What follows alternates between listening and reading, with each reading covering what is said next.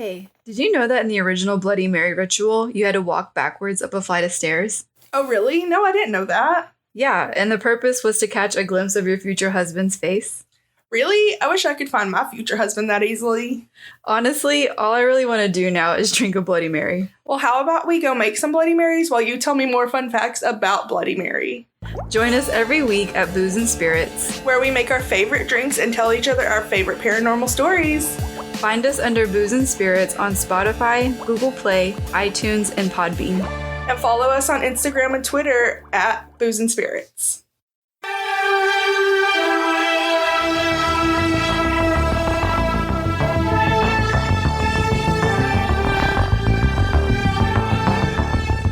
Hello! Hello! Welcome to Perhaps It's You. Greetings and salutations, mystery solvers. We're here today to solve some goddamn mysteries.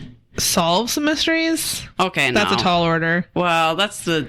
We're going to talk about some mysteries. You're right. I give up. I'm done. I'm done. Is that Samantha? Oh my god. over Oh my there? god. This is... yes, I'm Samantha. I'm Liz. We're here with a special guest. Hi, Gretchen. Hi! We also have a special pod dog today. Hi, Sylvia. Sylvia is here. So cute. Little Yorkie Sylvia. It's like, what the hell are you doing? That is the look she's giving us right now. She gazes upon us. It's like, she's looking kind of in between us. Like, I'm not what? sure if she's scared or if she wants to go outside. Well, We'll find out. we sure will. It could be both. She might be scared, so she wants to go outside. Oh, yeah. Or do you see a ghost, Sylvia? Oh. Okay. Oh. I think maybe she's seen a ghost. Liz's house might be haunted. Okay. Hi, everyone. We're here. We're here to talk about unsolved mysteries, I think. Yes. I think that's what our podcast is about. I think that sounds right? We have, we're only like 50 episodes in. No, like 80 some. Okay. And Gretchen's here today. Gretchen, fun fact, actually was like my boss a long time ago. Oh, okay. She hired me out of college and kept me from starving to death. So thank you. We should all thank Gretchen for that. Thank you, Gretchen. What job was this? We worked at a robotics company. Yeah. It was weird. Yeah, it was really weird. It is not as high tech and like whatever you're picturing is wrong. It was just an office. And it was horribly dysfunctional. It was very dysfunctional and very small. And my job was to like put parts in a box and ship it. And they somehow still got that wrong sometimes. But Gretchen didn't fire me. So. Well, and you're still friends to this day. Yeah. So. Yeah. Well, she kept me sane with all the boys we worked with. Yeah, sure. So it was an interesting experience. On my very last day, someone who was clearly high kept calling the office asking if we had robots. And it turned out that in the phone book, under robotics, we were literally the only number.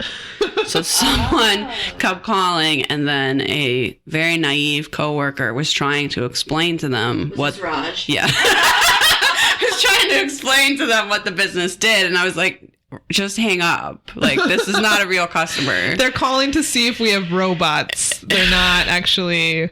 So somewhere I have that page of a phone book I ripped out that says robotics, and then just that company is the only listing. It was so funny. Anyway, that's the only good story. Everything else is just annoying. Hilarious. They sold cables and motion control boards. Fascinating. Yeah. Sounds fascinating. So not robots. No, what you're saying? I once found a diagram for like a robotic arm, and that was like the most exciting day. Well, they used the motion control boards in robots for other companies. Okay. But we didn't have any robots or like... There was one CNC machine, but I don't know.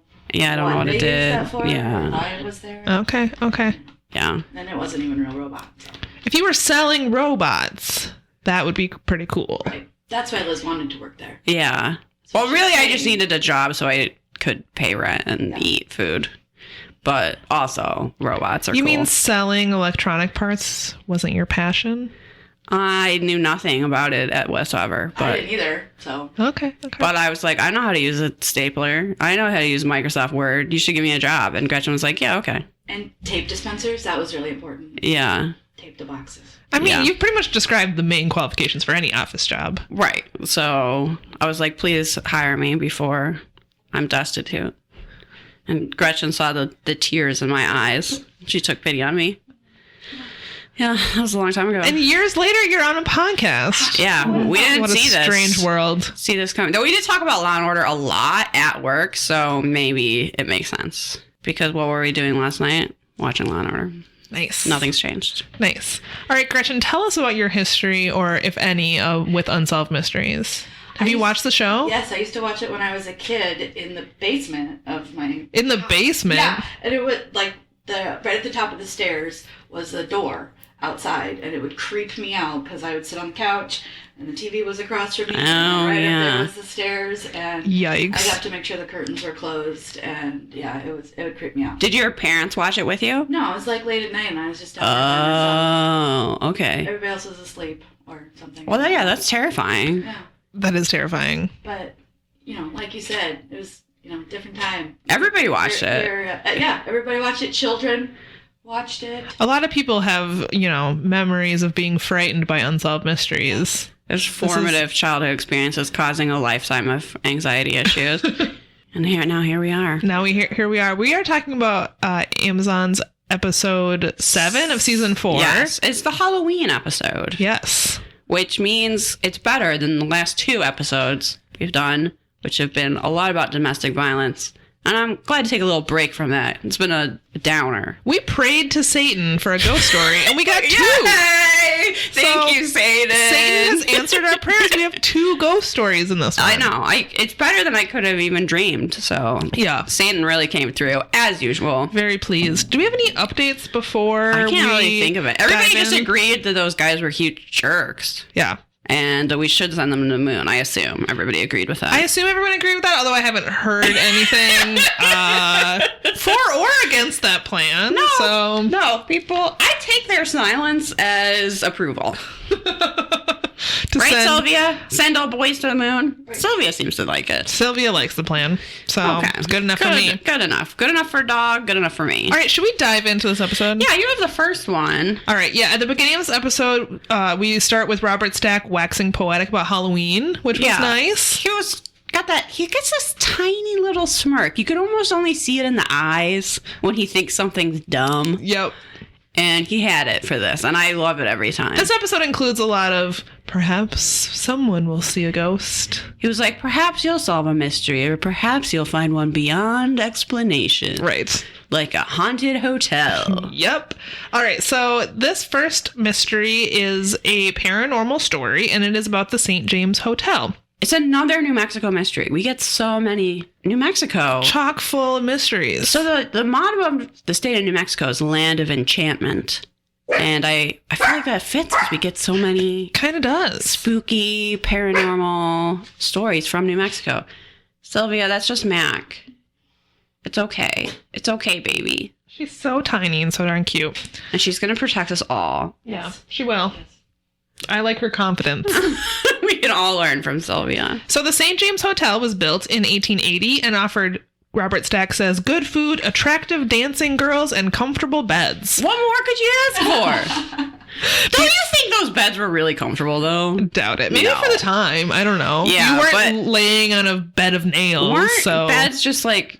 Hay? Yeah, there's just hay in a cloth stuffed with hay. Yeah, that doesn't sound comfortable at all. I mean, I guess it's more comfortable than like laying on rocks. I'm laying on a mattress with those like foam things on top, and I'm still like, This is slightly uncomfortable. Yeah. Nothing will ever compare to the mattress we slept on at True Crime Podcast Fest in the Marriott. We'll never stay at a hotel that nice again. We'll never get to experience. I mean, maybe unless Casper Mattress fucking sponsors us already. That's never going to happen. No, so we're stuck with Guess what we got. what? You know who this bad mattress is? Casper. That's right, I said it. You know why? Because they haven't sent me one. If they want me to reverse my opinion, I'm going to need to try it. Those mattresses suck. Also, I think mattresses that don't have springs are supposed to be terrible for sex. So, there you go. Where did you hear this? I don't know. Somewhere. Maybe that's true. Internet. Okay, maybe that's true. So there's no bounce. Yeah, you need a little bit more firm surface. Yeah. I mean, it makes sense. I understand the logic behind it. That's their motto. Casper mattress, never bone. Right? That's their motto? I think it is. It's on the mattress box. It's on the mattress, weirdly. But I mean, you have sheets on it, so you don't really see it. Never bone. Never get lucky again. Never get lucky again with your Casper mattress. It came in a box. Unlike the dirtiest thing I ever saw this podcast. You really set that yourself up for that, Casper mattress. You kind of did. Casper, we'll take back everything we just said. I won't take it back until I get a free mattress. That's the new ultimatum. Liz is out here threatening companies to get sponsorships. This is our new business That plan. works very well. But what we're doing hasn't been working either. I mean, what we're currently doing, which is just freely advertising companies like Polar. Yeah, that's somehow not working. So Every time I post a rare Polar to our Instagram, someone messages me and says, I gotta try this. And Yeah, I'm like, I why am know. I fucking advertising for a company that so many doesn't people send me told free me stuff? that they bought some Wet n Wild because of me, and you're welcome, Wet n Wild, for those $3. Anyway. All right, so famous guests stayed at the St. James Hotel and enjoyed those lumpy mattresses. Way better than Casper mattresses, though. Such people as Jesse James, Bat Matterson, Annie Oakley, Doc Holliday, and Wyatt Earp. Wyatt Earp. You know who Wyatt Earp is. That's an Wasn't he from unfortunate Des Moines? name. Or his family's from Des Moines? His family lives in West Des Moines now. Oh, okay. That's where Gretchen resides. Ah, okay. The Earp family. Sure. All right. In 1985, Ed Spitzberger and his wife Patricia bought the St. James Hotel in Cimarron, New Mexico, hoping to restore it. During one rainy night, Patricia and a friend went around to see how many leaks there were in the hotel, a thing you gotta do for an old building. When they were alone, they turned the chandelier off. Once they were done, they turned off the chandelier and left the building. When they were in the parking lot, Patricia turned around and saw that the chandelier was turned back on. They went inside and turned it off again, but when they got back outside, once again the chandelier was turned on. Did you know that ghosts can be very annoying? Yeah, it's kind of irritating. And very unhelpful. They'd sort of heard the rumors the hotel was haunted, so this sort of confirmed it for Patricia, and she told the spirits, I don't know who you are, but I don't want to play anymore, and I want to go home. And the next time they went outside, the chandelier remained off. So she was kind of like, fuck you, ghosts, I'm trying to leave. And they were like, all raining. right, you acknowledged us. We'll quit turning the chandelier back on. So that was polite of the ghosts. Why don't you ever get a ghost that, like, dusts for you? Right. Seriously. Like, and in their life, they hated dust. They were a real neatnik. So then you just come home and you're like, wow, my house is so much cleaner. How come that never happened? That would be the best haunting ever. So like turning on lights. And Yeah, like, do something helpful. Like, all of a sudden, my laundry was folded. Thanks, ghosts. God damn, I wish that was what happened. But sadly, you're just going to have to become a dominatrix and force men to clean for you. Okay, so this morning I saw the best newspaper headline ever. I think it was from the fucking New York Post, some shit, who knows. But it was a dominatrix who is charging men. Men are paying her $150 an hour to clean her house. Because every sex worker is smarter than me. She is living her life right. I don't know. I would do almost anything to not clean. Yeah, I same. can't imagine not cleaning and getting paid. Sounds amazing. And someone was like, that's going to take a lot of patience. And I was like, I don't care. I'll just threaten them with a whip. What are you talking about? You just insult them. She's so smart. She got divorced in her 60s and then became a dominatrix. She's my hero. I know. Can we build goals. a statue to her? We should. In the town square. A thing that doesn't exist, I don't think. make a town square for her. Yeah. We'll She make needs a town square and erect a statue to this woman. just over by, like, yeah. I don't know. Over by, like, right in front of town hall. town hall. Yeah, exactly. Just on the And people are Capitol like, building who is lawn. this woman? Did she even live in Minnesota? And it's like, no, but she's a hero to us all. And then people will read the plaque and be like, dedicated to so-and-so, got men to pay her $150 to clean her own home. And people will be like, oh, I get it. Yeah. They'll lay some flowers at the feet of the statue. Yeah. Yeah. All right, the Sitzbergers claim that the entire hotel is haunted. Guests in room 17 report whenever the window is left open, there is a mysterious, fast-paced tapping noise that continues until they close the window. That sounded annoying as fuck. Yeah. Especially if it's hot. This seems like an old building. Can you imagine? You're just trying to get some fresh air in the building, and every time you open the window, it's like... Do you know this hotel still exists? I did not look it up, but we should and see if we can go stay in room 17 maybe. I gotta say, it kind of looks like a dump. Kind of. Well, I mean, it seems very leaky, and apparently the ghosts don't want the windows open, so it's probably very stuffy as but well. I do also want to stay there. Kind of. I'm curious. Maybe it doesn't cost a lot to stay there. I don't know. They're like, well, you should be able to negotiate and say, well, look, there's already a ghost in my room, so I'm sharing it. Right. I shouldn't have to pay full price. All right, in the kitchen, the cook has witnessed several bizarre occurrences. For example, a glass once levitated in the air off the side of a table. That's the only bizarre... They said several, and then we just saw a cup float. That was it. Sometimes it's funny when they're like, all these crazy things happen, and then the one they choose to tell us is really stupid, and then it's like, okay. What was the other ones, though? Yeah, what were the other ones? A different cup floated, and then a spatula. Yeah. And then an egg. Yeah. In May of 1988, Charlie Varela, I'm not sure if I'm pronouncing his name right, a local high school student was cleaning the bar at 5 a.m. when he saw a little kid spinning a glass on the bar. As Charlie approached, the child turned around and he saw that his face was glowing blue and was also like horribly disfigured. Hideous, as he described it. Yeah, he described it as hideous. He was clearly frightened. The child jumped off the bar and disappeared into thin air. Charlie was like, fuck this, I'm out, and immediately quit on the spot. The reenactment shows him like knocking over furniture as he runs away. And then he was like, yeah, and then I just quit. And then I'm I not going quit. back there. Which, good for Charlie. This is like just some extra job he was doing in high school. He's probably getting minimum wage, not worth it. He's like, I am not being paid enough to deal with child ghosts taunting me at night. No thanks. I'm becoming what's a male dominatrix? Dominator? Is that even a thing? I don't know. Well, whatever. He got some other job. Sure. That's what he's doing now. Doesn't involve child ghosts. Mattress tester. Sure. Amateur ghost hunter Dr. Kenneth Wright and Patricia both saw a strange glowing ball of negative energy in one of the rooms while he was there to investigate. Sylvia did not like this at all. She Really? barked at this on the TV a lot. Yeah. It sounded frightening the way they described it. They both had this like overwhelming sense of dread kind of come over them. And yeah, they described it as being a very frightening experience. I've never really heard of this as far as ghost stories go. Like, just a glowing ball of Gretchen, what is your energy. reaction to the glowing ball of energy? Real? Made up? Oh, totally real. For sure.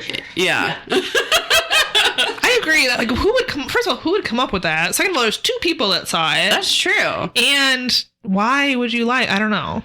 Yeah, it makes sense to me that it would be real, but it sounds frightening either way. She like tells it to leave, and then they get the impression that Ball's like, no, you leave. I was here first. And they're like, all right, and then slowly slink out of the room. Yeah, they say that Patricia says that after she asked it to leave, it seemed to get angrier. So that's scary. Ed Sitzberger contacted psychic Jackie Littlejohn and asked her to investigate the hotel. Jackie claims to communicate with the spirit world. Jackie sensed a gunshot wound, and the evidence of violence was very strong to her. She envisioned a poker game that turned deadly. She says that this poker game went on and on and on, and then eventually, I don't know, someone was accused of cheating or whatever, and it turned violent. Someone won the hotel and then died. Yes. Yep. So she believes that one of the men killed in the poker game now haunts room 18 of the hotel. She says that his name was TJ Wright, and he won the hotel at the poker game just before he died. Ed found that in 1981, a man named TJ Wright had, in fact, checked into the hotel 3 times.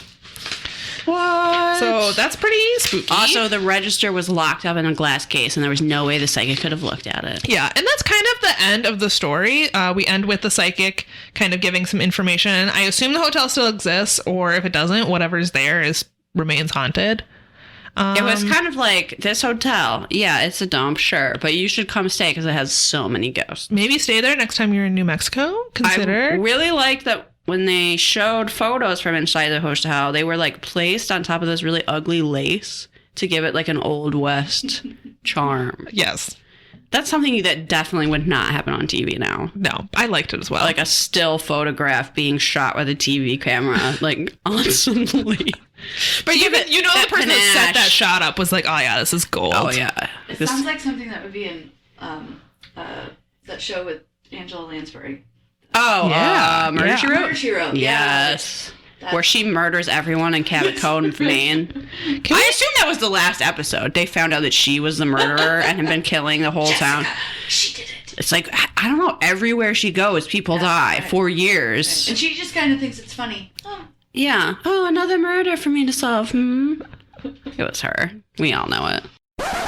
We just realized that Gretchen's microphone wasn't on, so if you can't really hear Gretchen for the first part of this recording, apologies. You know how I always say we don't know what we're doing?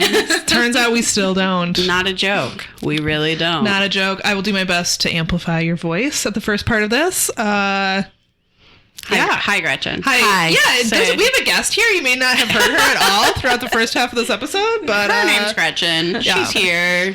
Okay, now we get another. I said some very brilliant comments. They were very absolutely brilliant. They probably would have changed your whole life. You would have, like, something just would have clicked in your brain and you would have gone, of course, what I was missing all this time, and everything would have been different, but you couldn't hear her, so. All right, I'm going to talk about Hardin House in Claremont, Florida. This is our second ghost story for the episode. So this starts off with June Ferris has this reoccurring dream that she's in a very 90s nightgown. And very 90s nightgown. She's walking down this all-white, glowing hallway. And she's in a house she's never been in before. And she has the same dream over and over that she walks down this hall, and then she goes down the stairs, and she walks past this through the kitchen, and then she goes down the porch. And when she gets to the porch and opens the door, she wakes up every time. And I don't know. She just has that dream a lot. So in 1972, I think she starts having that dream in the late 60s. But in 72, she moves with her family to Florida. 2 years later, she's driving through Claremont. She sees this old Victorian house. It's really pretty. And it's for sale. So her and her friend decide to go look at it. They're looking around. They're like upstairs. And they find out that there's a second back staircase. And her friend's like, oh, where do you think it goes? And she's like, I know. Yeah, she says she has extremely strong deja vu. I saw it in a dream. You go through the kitchen and out to the back door to the porch. Because that's not how all back staircases work. You go through the kitchen That's true. and out the back porch. Yeah, it's actually really not that profound at all. It's really not. Yeah. So then her friend's like, oh, how did you know? She's like, I've dreamed of this house. And her friend doesn't go, you're a loon. Or, what would you Very do? supportive friend. If I said that, if I was like, Gretchen, I've been in this house in a dream. I would have been cool. Tell me about the ghosts. Right. Yeah. I've been in this house in a dream. So she buys this house that she visited in a dream and then seems surprised that weird stuff happens. June, you buy the house you saw in a dream. Of course, weird stuff's going to happen. So in 78, her and her family move into the house. They soon start experiencing strange phenomena. And then we get the most boring story ever, that this boat is in their driveway up on like a, what do you call those things? It's like a little mini sawhorse. Sawhorse. And then something keeps lifting up the hitch and dropping it. I feel like the dad just like didn't secure it properly, and it just kept sliding off. It was like not like it was slightly evenly, downhill, yeah, maybe. yeah. It just kept falling off. But anyway, they think a ghost is messing with them by picking up the hitch and letting the boat drop. So maybe the ghost hates rich people. Maybe. Maybe the ghost is like, you're never really going to use this boat. Why do you even have this boat? Who are you Maybe he has 6, and the ghost is like, what the fuck? Sell 2 of these boats. That was the ghost. That would be amazing. Okay, so they act like there's tons of examples, but like for years we just get, that's like the only example we get. Boat falls. Boat falls. Not impressed. Okay, so then years later, her daughter, who's now like 20 or 21, is staying in the house with her husband, David, and he wakes up in terror because he knows the house is on it and is like, what's that noise? And it turns out that all of her music boxes are playing at once, even though they haven't been turned on. Who was Bob Vitter? I thought that was her husband, but maybe it was someone else. That's Lori's boyfriend. He had a great mustache. So I think June has 2 daughters. Ah, that's right. Okay. So her daughter Robin has the music mixed up. The music box incident. So she wakes up and there's all this like creepy music box music all playing at once. That's super creepy. That would be really creepy. That's a little horror movie moment. So then in 85, her other daughter, Lori, and her boyfriend, Bob, are watching TV. Bob is a possible contender for MVM. I thought, it was unique in how wide it was. That's what Max said too. He said to call it the wide boy. The wide boy? Yeah. I said the ghost whisperer. Okay. Because, you get it. Yeah. Ha ha ha. But, I think I like wide boy more. it is very wide. Do you draw pictures of all the mustaches on the show? Well, most of them, but generally the ones that might really be the good best. ones, yeah. I wrote MVM. I appreciate Liz's sketches of the mustache because I don't always. Absolutely. There's so many mustaches in this show. I don't always remember what each individual one looks like. So Liz sketches apparently them. in this shot, I wrote down nice jade plant. Oh, I love okay. plant envy at this moment. So he hears footsteps, which they assume is the mother, but they're like too loud, too masculine. Apparently, specifically boot Okay. footsteps. And so Bob gets up to investigate. There's no one there. And he hears the footsteps go down a hall and like slam a door or something. Because ghosts are rude and they never close doors quietly. Yeah. They're bad roommates all around. One of the daughters is at some point going... Then Robert Stack's like, oh, everybody believed the house was haunted, but they hadn't even seen a ghost. Yet. And then one of the daughters is going upstairs in the full apparition of a ghost who's a man who she says is middle-aged or in his late 30s. And I went, bitch. Rude. Right. Yeah, he just like walks down the stairs and she gets a cold chill after seeing As this you ghost. would if you come face to face yeah. with a ghost. And then someone else tells a story that they go into the attic and there's a white vapor in the shape of a human at the shape. At the top of the stairs, like a gingerbread man, I guess, a vapor, and then that like bursts through him, and he feels really cold. Okay. I really enjoy the way you're describing this. Yeah, ghosts. And then they find out. It turns out that a man named John Harden was murdered in their yard. And so perhaps this was the middle-aged man / in his late 30s. But this was the guy that left his wife, right? Yes. Okay. So This is very confusing. very confusing. So we get this weird reenactment that we find out that John, and this is not like that long ago, right? That John had lived in the house in 1975. Like, not even like that much earlier. But his reenactment with his first wife is his wife's at the sink doing dishes. And he comes up and he like embraces her and he's like, I love you, honey, but I got something to tell you. I have to go away. And she's like, what on earth are you talking about, man I married for some reason? And he goes, I have to leave. As if that makes any goddamn sense. For work? To see your family? Like, don't just be like, I'm leaving, you dumb bitch. Like, he's like, I love you, and I must go away. Where? Why? Where's, no More explanation. information needed. And she was like, oh, he was such a wonderful man. But then we find out he leaves. Ooh, sorry. That was dramatic. He leaves.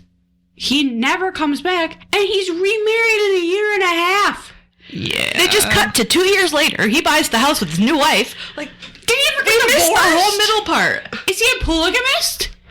Is that second marriage even legal? Not clear. It's not clear. What's also not clear is like they're convinced that he's haunting the house because he like loved children. Oh, Yeah. I don't know. Ugh. It was very weird. Okay, so his first wife, to convince you he was this great man, even though he just fucking left her for no goddamn reason without any explanation, it was like, oh, he was the greatest father. I don't Sometimes he understand looked what- at a child while the child was sleeping. Look And I in go- on him, yeah. I go, everyone does that. What are you talking about? Oh, he might tuck them in slightly. I think that the story of this guy and his weird leaving and then getting shot is more of a mystery than this haunted house. Yes, It's a but you mystery, just like for sure. breeze over Yeah. it, basically. And also, his wife seems extremely like I don't understand what his first wife is thinking because she doesn't seem upset that he left. She's upset that he never came back, but she doesn't. She seems to have just accepted that he like needed to leave.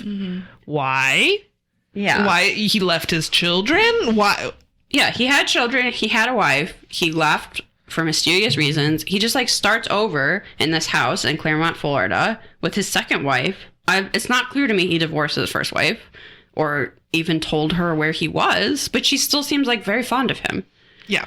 And thinks he was a great father because he Talked in his children at night. He did the absolute barest minimum, and she's so impressed. Which also convinces people that as a ghost, he would watch children while they sleep. Maybe it was her in the bushes who shot him. I mean, She came out to look at the how truck. much could he love these children if he just up and left them for no reason? Yeah. I don't understand. So then he dies because he is in bed. He sees that his pickup truck is on fire. So he runs downstairs to put it out, and then someone waiting in the bushes just shoots him. I think it was his wife. Well, might have been his wife, or might have been Gretchen. What year was this? Did anyone look into it? Well, yeah, actually, it can't be you, Gretchen. You're Okay. off the hook. Okay. It was in the 70s. You're fine. But I think his wife. That's why she's not concerned. She's just like, he was a great guy. he was a great guy. Maybe Maybe that's why she was so complimentary great of father. him. Mhm. And I'm sure he's in a better place now. Because I shot him. With the life. I hope he likes his third life. The afterlife. The afterlife. He just had to go away. He has to go. He loved you, but it's over now. They do say in the mystery that they were going to start reinvestigating John Harden's death, but we don't get an update on Because that. they They thought about it again and were like, meh. Look, a guy who just does that, he's gonna have enemies. There's probably a lot of people who wanted him dead. Maybe the reason he had to leave town was because he had huge gambling debts or something. Sure. Sounds like he was into Maybe something he shady. was accused of stealing a paperclip from his office and was like, I gotta go. I gotta start a new Get out of life. here. So his murder, I don't think, is ever solved. I don't have an update on that. Apparently, the ghostly activity of the house stopped in 1992. Just abruptly? Yeah. Okay. And the experiences have yet to be explained. Unsolved Mysteries tells you that while they were filming, some bizarre things happened, including an attic window shattered. And we all know old glass windows never break. Yeah, just like old stoves never break. And we were supposed to find that there was a huge coincidence between the fact that the way he ran out of his house was the same way she saw in her dream, except how else was he going to go? Jump out the window? He was running and she was slowly walking. But they do show this man in the reenactment jumping out of bed in his boxers and running outside, and it's kind of silly. Mm-hmm. A little bit. Even though that guy's dead, and I don't know what his deal was, but he seemed not on the level. But he did tuck in children sometimes. That makes him a great father. Even though he just left them, and I'm sure never sent child support. But he was a great man. He just had to go. He was a great man, and he's happy wherever he is. They also said, wasn't it the parents of that little boy that said, we don't want you to come back in the room? So either he didn't, or he only came back when he was asleep. That's better. Yeah. Weird. Yeah, they just told his ghost, leave this kid alone, you're scaring him. Oh, and that kid had really a great unicorn comforter, and I want it. Oh, yeah, that's right. I want it. So the original, this lady, what's her name? June Ferris. They don't live there anymore at the time. They don't really clarify what the... It just says that the ghost activity stopped in 1992. So I don't know if then they left the house and the new people moved in and were like, yeah, maybe it's empty. And so that's... Oh, no one's there to report the haunting. Oh, yeah. Kind of like the pig haunting at the state fair. Yeah, Gretchen, sometimes in the swine barn, you see a pig. But then you look back, no pig. Because of the state fair is haunted. We might be going to investigate that. Yeah, we might. We might get to the bottom of the mystery. All right, that's all I have to say about the Hardin house. Wish I had that jade plant. And the comforter. Oh, and the comforter. Yeah. Actually, the house looked pretty nice. I'll take the house. Yeah, sure. And it's not haunted anymore, so. Gretchen's going to tell us about what they're calling a, quote, missing person, quote. Yeah, we'll see how missing this person is.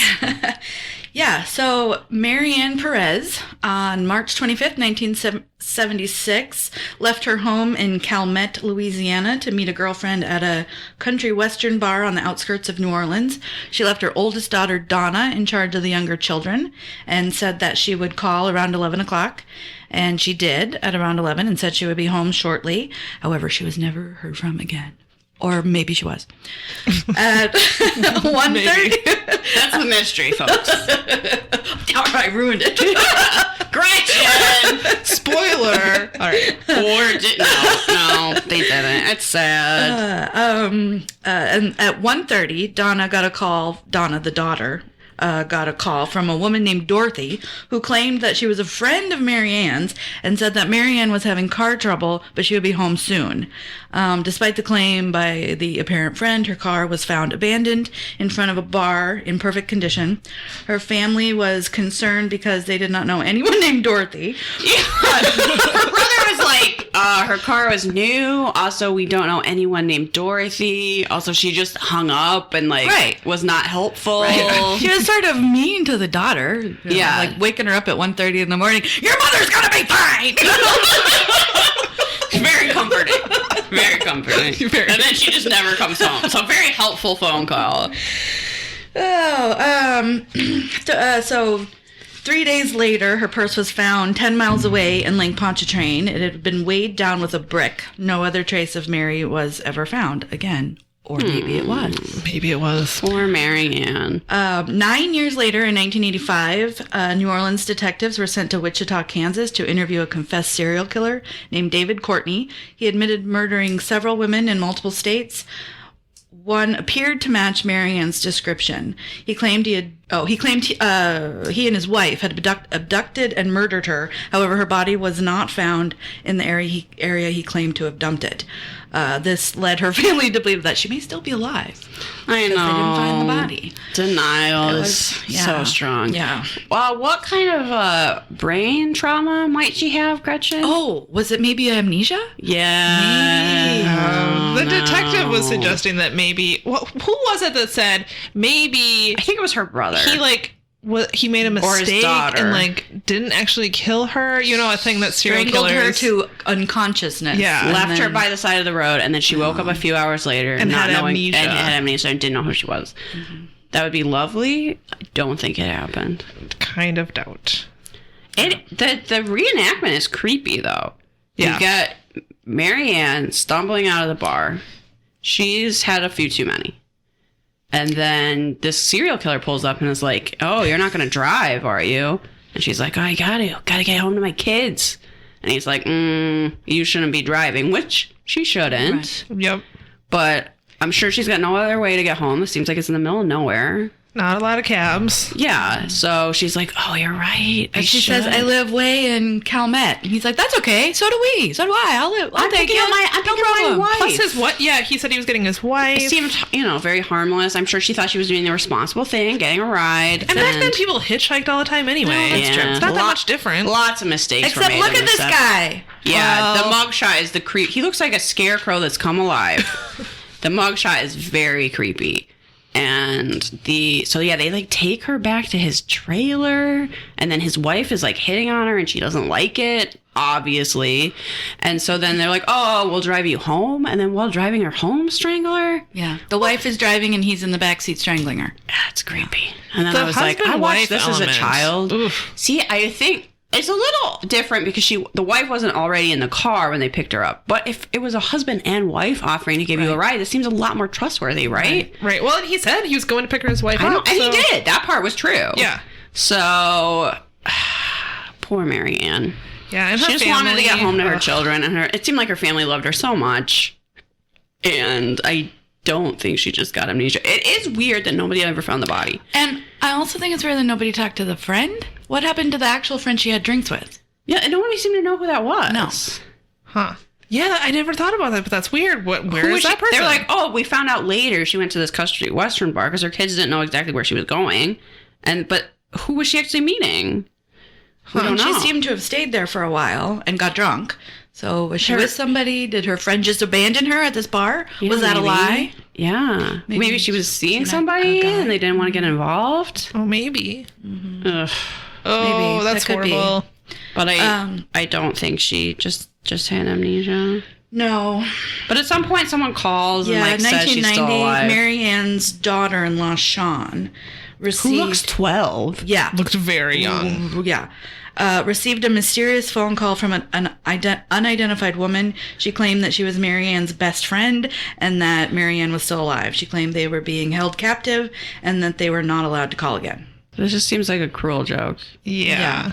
I don't know who would do that, and I hope they fall in a mine shaft and never get out, but I don't think that's real. And when was the serial killer apprehended? Was that before or after this phone call? I don't remember. Before. That was before. So probably he did it, and he's already in prison. So the likelihood he's holding her captive. Right. The only thing that's weird about it is what happened to her body. Right. And that is weird. She could have been in like Pontchartrain too, with bricks in her purse, and they just found the purse, not her. Yeah. Yeah.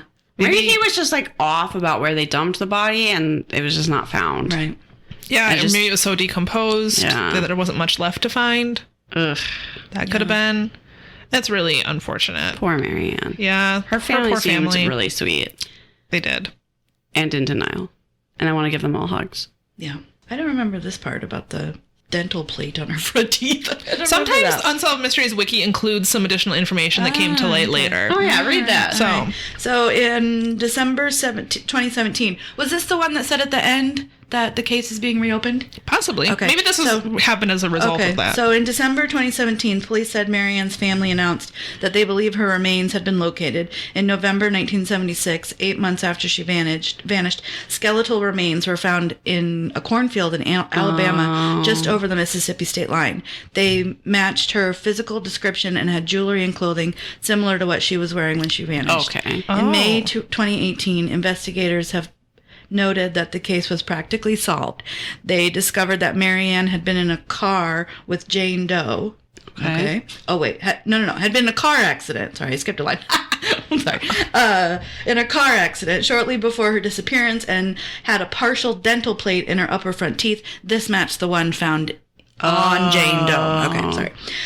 Also, there was evidence that there was evidence that she had been in a car accident. Investigators were able to track down the remains to a warehouse in Oklahoma. They compared DNA samples from the remains to a sample from Marianne's daughter. In November 2018, the DNA test positively identified the remains as belonging to Marianne. Alabama investigators had forwarded the information to Alabama and Louisiana prosecutors in hopes of having charges filed against Courtney for Marianne's murder. What? So they still think it was him. He just said that it was the wrong place. When he was identified her photo, he was like, yeah, I think that's her. And then when they showed him the car, he was like, oh yeah, that's her car. It was blue. I'm wondering if he didn't really, and he was supposed to be drunk or had been drinking. I wonder if he was just off about the location. Right. So what confuses me is that there was evidence she was in a car accident. Yeah. What car? I think that when she got that dental plate. Oh, so when gotcha. they're identifying the remains, they say, yes, this is the skeleton of someone who's been in a car accident and needed a dental plate. Yes, so shortly before her disappearance, she had been in a car. So they could tell it was her. I understand. That's interesting because there are so many instances where bodies are discovered. There's no way to identify them, and they do sit in the medical examiner's office or they're buried in an unmarked grave. This was only last year. So the reason they never found her body is because she had been found earlier. They just weren't able to identify her. And it probably was not quite, he was a bit off about where it was. Yep. So it wasn't immediately. It sounds like it was over state lines, so. Yeah. Oh, man. Gosh. For her family to not know. I mean, in a way they knew, but they clearly needed more concrete proof in order to grieve. That's so sad that they didn't get that when they needed it. Yeah, that is really sad. So they could, have a grave and have a service and start have to move closure. on. Yeah, right. exactly. It really bothers me that if she went out with a girlfriend, that she just left her there. So I'm going to pretend like she had a date and they didn't hit it off and he left and then she had a couple more because it went badly and then was like, oh, I shouldn't drive now. That's the truth I choose to believe in. Yes. Because you're right. It's don't shitty. leave your friend. Yeah, don't leave your friend in the middle of nowhere. I don't, far away from your home. Yeah, don't. Yeah. Oh. How did anyone survive the 70s? Lots of people didn't. It's true.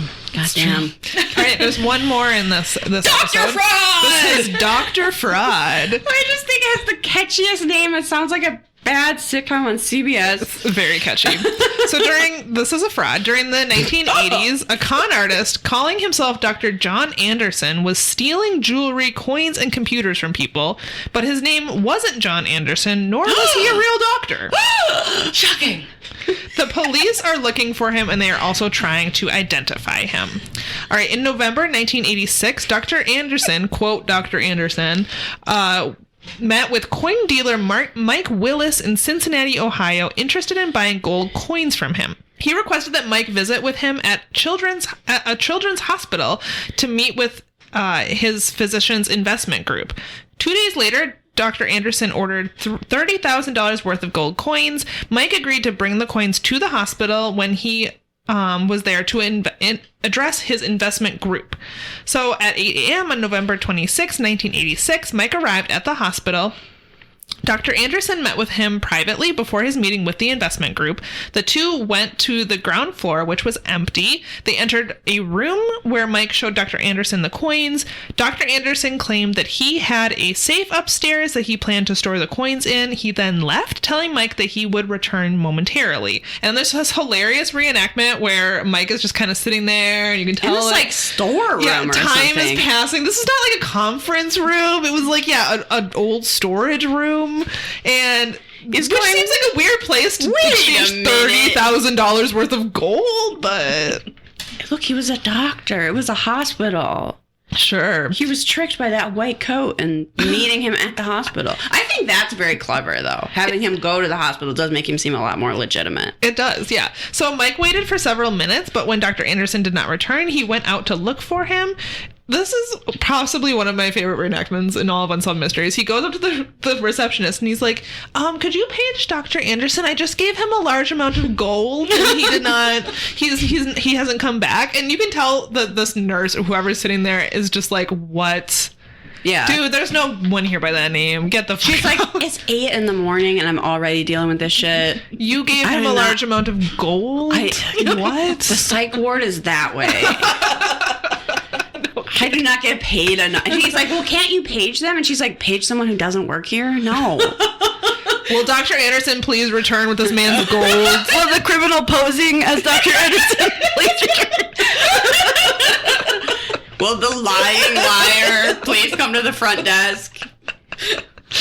Yeah, so at that point he realized that he had been conned. 3 years later, a man going by Dr. Alfred Evans showed up at a coin shop in Albany, New York. Robert Stack throws some shade and says he was notable for his girth. Yeah. So, Well, it's not very potty positive of you, Stack. Not really, but I mean, that's how they were able to kind of connect him to the other guy.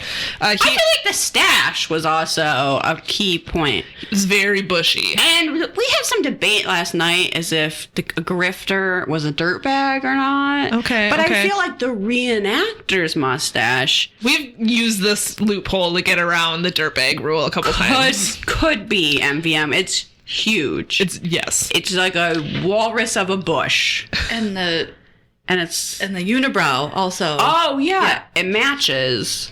So I was calling it the duplex because he's got the brow and it's like a double. A two-story. unibrow and an eyebrow matching, or a unibrow and a mustache matching combo, I think. That reenactor can get MVM. Okay, all right. But then we were like, is this really a dirtbag of a crime, stealing gold? This Mike guy seemed very naive, and not that means he deserved to have his gold stolen, but don't give $30,000 worth of gold to someone in a closet. So perhaps it's you. Bit of advice. Lesson learned for the Mikes of the world. The more you know. So this guy showed up at a coin shop in Albany, New York. He made several small purchases from coin dealer Wendell Williams. A few days later, Wendell received a $45,000 gold coin order from Evans via Federal Express. On November 4th, Evans arrived at the shop asking about his coin order. Since he did not order the coins, Wendell offered to sell him other gold coins instead. Evans planned to write him a check, but when he told him that he had to hold the coins until the check cleared, Evans changed his strategy. He waited until Wendell went to another customer. He then simply took the coins and left. He wrote a $30,000 check that was not good. So, Can you imagine trying to pay for something $30,000 in a personal check? And then when that person's like, oh yeah, we're gonna have to hold that, be like, my checks are good. $30,000.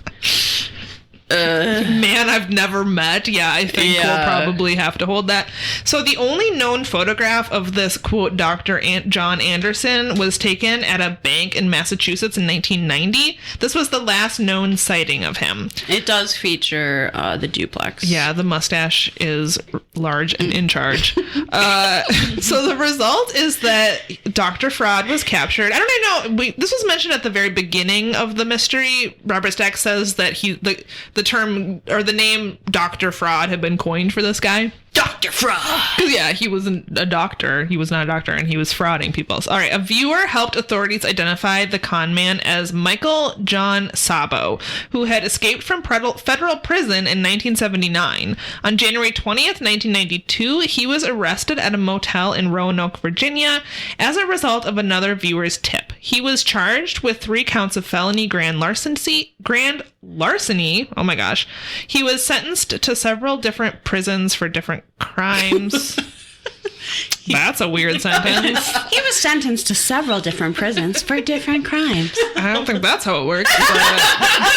But, okay, we'll go with it. After spending 14 years in prison, he was released in 2009. Sabo gave up his past as a con artist and now offers assistance and counseling services to businesses on white-collar crime and how to avoid being the victims of identity theft.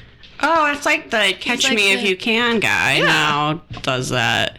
Or the white collar guy. Yeah. As seen in the show. Sure. White collar. Right. So he's maybe making up for his past frauds by helping. Do you think he still has a mustache? I assume he does. Okay. Let's rate this episode. Let's rate it. So we have categories. We give a thumbs up or thumbs down or a thumbs sideways. The first is mysteriousness. I would say thumbs up for the ghost. Ghost stories are quite mysterious. Marianne, we got a solution to that, but until then it was a little mysterious. It was mysterious that no one knew what happened to her. So but I'm gonna say thumbs up. Yeah. Yeah, a thumbs up for mysteriousness. How did you feel about the reenactments? I kind of really loved all the ghost reenactments, particularly the hideous child on the bar spinning a cup. They really go all out with the blue glow. Yeah, if you like that, whoa. And the vapor. Yeah. Vapor was good. Ghost vapor. The glowing ball of negative energy was really well done. I really enjoyed the Dr. Fraud reenactments. I thought those they were meant to be humorous, but they were hilarious. Closet business transactions. Yeah. I would say thumbs up for them as well. Thumbs up for that. Fashion. The nightgown. Yeah. The nightgown was pretty good. Yep. Nothing super stands out to me. We watched a Law & Order last night that involved stolen coins, and I'm getting it confused in my mind. Okay, sure. Well, the fashion wasn't very notable to me, so I'm going to say maybe a thumbs down? Yeah, I'll say thumbs down. Because I wanted to... Then I was like, no, Liz, that's what the lieutenant was wearing. That was not an Unsolved Mysteries. God damn it. Yeah, the nightgown was okay. Everything else, no good. Yeah, I agree. Thumbs down. Robert Stack, I quite enjoyed in this one. Yeah, I like the slight. He's like, it's Halloween, you suckers. His personality really comes out. Let's talk about some paranormal shit that's 100% not true. Now, if he had said it that way, there's more quality. But. Yeah, whatever. Thumbs up, I guess. Thumbs up for Robert Stack. There were some trench coats. There was some fog. Admittedly, the bar is low for Robert Stack, but it's thumbs up this time. I mean, he was there and in a trench coat, and he talked. And he did what a more good do you job. want? Yeah. All right, so we always rate the episode between a 0 and 5 Robert Stacks. I quite liked this one. I'm gonna say 4 Robert Stacks. No. I went pretty high. I was going with a 3.5. Okay. It wasn't I liked it. It was definitely more than a 3, but not quite a 4 for me. I like that we get 2 ghost stories. I actually think this Marianne Perez case was pretty interesting. Dr. Fraud is short, but funny. You end on like a happy note. Yep. You get to say Dr. Fraud a lot, which I like. I like Dr. Fraud. We don't feel like we need to send all of them to the moon. 4. Okay, Liz, is that a 4.5? I'm going to say 4. I'm going to say 4. Okay. I'll go with 4. We have a 4, maybe a 4.5. I'm going to go 4. Okay, but 4 and a 3.5. Strong 4. Solid. This is a solid showing from this one. Yeah, I would recommend it. It's maybe not so hilarious. You need to stop people and go, you have to watch this. This is no nudist colony. No, but it's very entertaining, good television. Yep. All right, that's a wrap on season 4, episode 7. We made it. Good job, everyone. Thanks, Satan. We're here. We did it. All right, our recommendation segment is next. Oh, right. We still do that. Liz, do you have something to recommend? Did you tell Gretchen to come prepared with a I recommendation? totally didn't, No. but she has a couple minutes to think about it. All right, What am I thinking about? What You to can recommend? go last, and I'll give you a few Okay. more minutes. Yeah. You don't have to recommend anything. There's just like a book or a anything? podcast, literally anything. Oh, okay. Makeup, Okay. sending men to the moon, whatever you want. Well, I have a podcast to not recommend anymore. That's true. I saw Gretchen unsubscribe from a podcast this morning. Wow. It wasn't ours, I assume. It was. She was like, I'm going to be on what? Unsubscribe. No, she might have found out that Mike Rowe is a Trump supporter. Oh, yeah.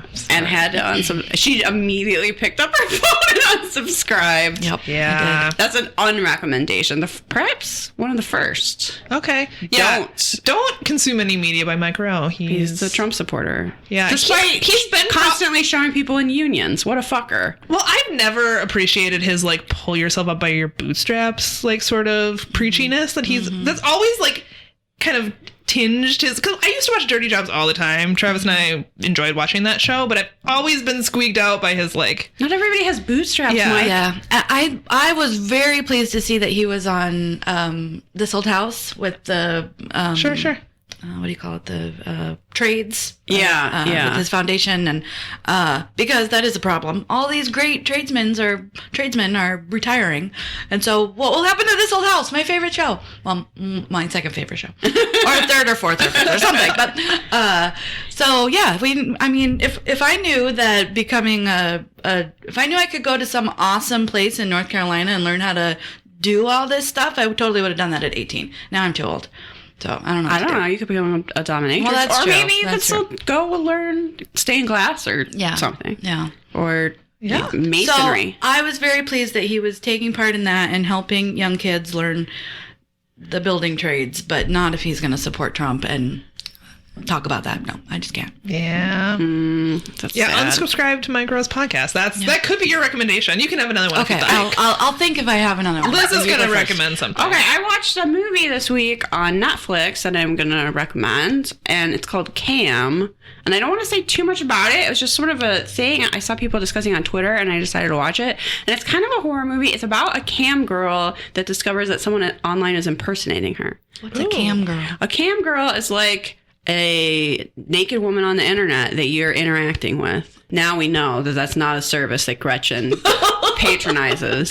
She tips very few cam girls. So she's on the internet a lot performing shows, and then people like give her money. There's not as much nudity in the movie as you might expect, so if that's why you're going to watch it, you're going to be disappointed. She says horror. How scary is it? It's not gross. It's just like a little intense. Jump scares or? Not really. Okay. It's not super scary. It's more creepy. Okay. It's like a little sinister as she's trying to figure out what exactly is going on. And I'm assuming it was like pretty low budget, but it was really well done. Sure. And like the colors are cool. Okay. And it's just well shot. And the actress in it, I forget her name, but she's in The Handmaid's Tale as the woman with like a scarred eye that's like super into it. And she does such a good job. If you watch The Handmaid's Tale, you know who I'm talking about. Okay. But yeah. Enjoyable. Surprisingly enjoyable. Not quite what I expected. Nice. And it's like an hour and a half. Okay. You know? Always looking for good Netflix recs. Yeah. Solid. Solid. There we go. Cam. All Name of right. the movie. So I didn't have any recommendations I this saw week. this. I put out a call on Facebook and Instagram for anyone to recommend things. I'm going to say Arden's recommendation, which is just more Trader Joe's mango wine, Oh, that's solid. which is that's always a good recommendation. I don't just think more I've had wine. it yet, Yeah, but I neither. should probably go to I the wasn't store and able get to some. find the mango. Well, we had it here once, didn't we? No, we had a cranberry. Oh, okay, because the cranberry prosecco is delicious, and I had the peach. Didn't really like the peach. It wasn't very peachy. So, but I problem. haven't tried the mango. All right, Nora on Facebook says that they like this Facebook group called Geek Lab and Accessories, where you can buy and maybe sell geeky stuff. Okay, that sounds Check interesting. that out. I didn't watch this commercial that friend of the pod Cara posted for Crunchimals. That's very I'm not Cara. sure if Hi, Cara. Cara is recommend. I'm not sure if they're like little stuffed animals or what, but this is posted in our Facebook group, so if you want to check that out. feel free. Listener Amy suggested the American Hysteria podcast, which has a great episode exploring the satanic panic. They have other episodes talking about scary clowns, reptilians, and other topics that pop up in our discussions of unsolved mysteries. Okay, I definitely need to listen to that. American Hysteria is what that one's called. Yeah, subscribing now. On Instagram, I'm going to read people's usernames because that's what I have available to me. This is The Despez recommends Parabox Monthly, which is a subscription box that sends you a shirt with a creepy place or legend. Some of the shirts have included the Winchester House, Bigfoot, Mothman, and Oak Island. Samantha just wants Mothman every month, though. Can we just have a subscription box that's only Mothman stuff? Moth box. Yeah. Speaking of stitching, I saw, I sent Liz a picture on Etsy pattern I found. I cannot believe you didn't design this. I can't believe someone else made this. It's a cross-stitch pattern that says Mothman stole my heart and my panties. And there's a little panty that has a tiny little Mothman on it. You have to make it. I'm probably going to. And hang it by your bed. I'm probably going to. My husband will love that. People will come into our house and be like, Mothman stole your panties? What? And then just be like, yeah. Yeah. Don't be jealous. Don't be jealous.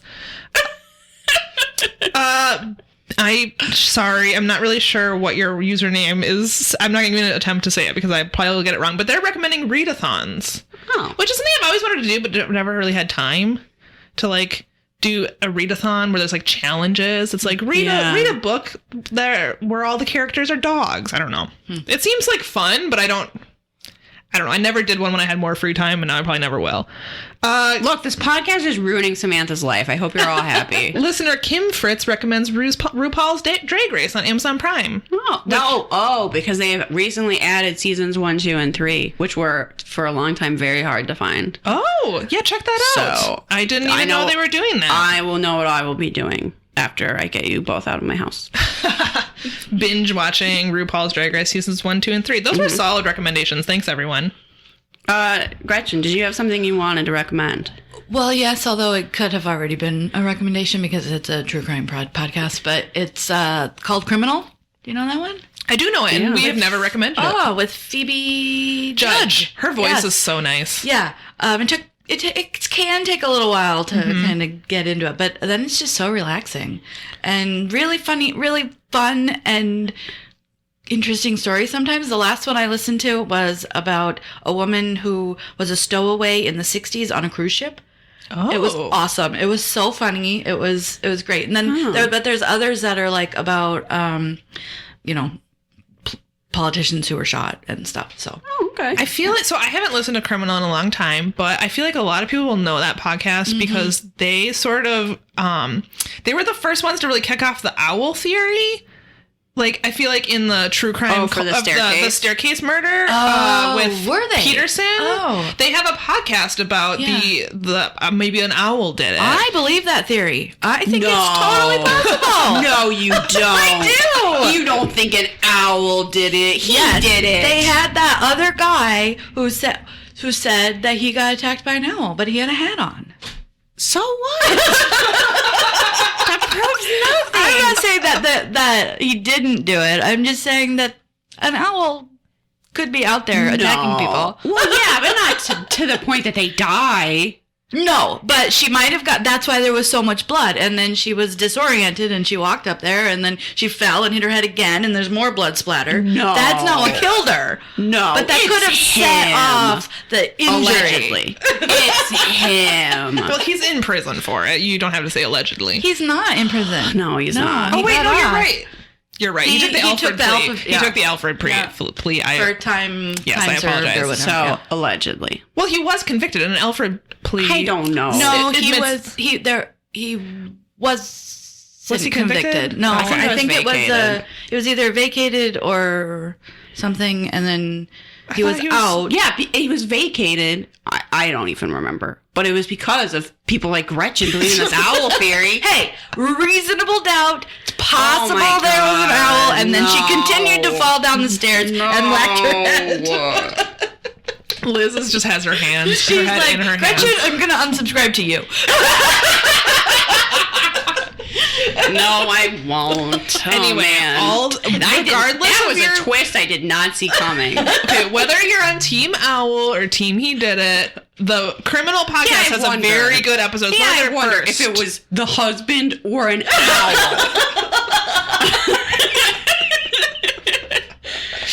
Was it this guy that seems like a total creep who probably killed somebody else? A harmless, innocent owl. Besmirch all owls. No, owls are nasty. Claws. Ugh. I mean, What? They're cute. You also think bats are cute. And Yeah, they are. No, Bats are I cute. had one in my living room, and Sylvia and I were both scared. Well, I don't know one in my living room, but they're still cute. No. they are No, they're kind of not. cute. No, they're not. They are kind of cute. Anyway, we have a lot of controversy ending this episode today. Wow. This is where a podcast where friendships come to die. I think that's the title of our episode. Yeah. A podcast where friendships come to die. All right, I think that's it. We should probably plug our stuff and get out of here so we can turn the air conditioning back on. Oh, yes, please. So, social media, Facebook, Instagram, Twitter. Perhaps it's you. Give us a follow. If you give us a have like. your own paranormal tale or you once made out with Robert Stack, please give us an email. That's Perhaps It's You podcast. We don't want your fan fiction unsolved mysteries where you're making out with Robert Stack. We want your true stories. I want true stories, true ghost stories, and true Robert Stack encounters, and true Bigfoot and Mothman encounters. Yes. You can send those to perhapsitsyouPodcast@gmail.com. Not weird fanfics. No. If you have a few extra dollars, you can throw them our way and you'll get some cool shit. We're at patreon.com/perhapsit'syou. We just recently released an episode about mummies on our Patreon. Yes, mummies. What did we decide we're doing next? We are going to do the pilot episode of the X-Files. Yeah, next month we're going to do that. Also look for a special anniversary episode coming your way next month. That'll be free for everyone, but our patrons get bonus content every month. It's very consistent. For any dollar amount, because we're super generous and nice. We absolutely are. Also, there's some other cool stuff if you give us more money, so check it out. Is that it? Give a 5-star review on iTunes Apple Podcast would be very much appreciated. We only accept 5-star reviews, so don't waste our time. Recently, someone with on other Twitter said that we put out crap. I'm assuming they gave us a 1-star. We really need you to cancel that out. So go rate us 5 stars. Well, Thanks. they were a little mad that I said that Mike Boudet sucks and Sword and Scale is bad. Yeah, well. And they said I was just jealous. And I said, you're right. The jealousy is overwhelming. Please help me. And they didn't help. They said that we were producing crap. But they said it in weird syntax, like Yoda. Yeah, From they some did. puppet account that had no followers and no tweets. Yeah. It was probably Mike Boudet himself. Probably. It was probably one of his puppet accounts. Okay, because we were at the podcast festival and someone made a little sign that said, Mike Boudet sucks, sword and fail. And I thought it was funny and I just posted a picture of it. But then people thought I made it and people were telling me that, I was just jealous of the best podcast out there. I'm just the messenger. I'm just saying what the people are saying, which is that Mike Boudet sucks and no one likes him, including his own mom. That's just what's out there. Don't shoot the messenger. So 5 stars. Please, and across thanks. the board. Consider that 5 stacks. Yeah, exactly. Stars equal stacks. Gretchen, thanks so much for being on our dumb welcome. podcast. It was fun. We really and sorry enjoyed we don't having you here. understand Mike's. Oh, that's all right. Yeah, sorry we probably can't hear anything you say for the first half. It's okay. We don't know what we're doing. Next time, I'll check the mic. Next time I'm on. That's not the guest's job to check our equipment, but thank you for saying that. That's very nice of you. All right. Thanks, everyone. Get out there and solve some mysteries. Bye. Bye.